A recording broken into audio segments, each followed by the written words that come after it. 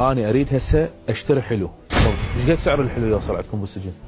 اوراق ولا ورق؟ يعني من 10 اوراق وما فوق. يعني يعطونا وصل بيع الحلو يسمعون ويشوفون. شو يسمع؟ اي والله كانه واحد يعني هو صدق والله؟ زوجته والله بيع الحلو من زنزانه الى زنزانه. هاي منو بيع؟ هي الدار. يعني شو فعلا شر البلية ما يضحك. سجين عراقي بالسجون الإصلاحية يفضح ما في داخل السجون ويقول اكو متاجرة حلوين وبيع وشراء، والدائرة مسؤولة عن هذا. شنو أنا بس اللي أريد أفتهمه، شنو اللي جاي يصير بالعراق؟ شنو قوم لوط إحنا؟ وين المؤسسة الحكومية عن هذا الشيء؟ وين وزير الداخلية عن هاي الأمور وهاي الحقائق اللي جاي تنكشف على مواقع التواصل الاجتماعي؟ ليش ما تتابعون هاي الشغلات؟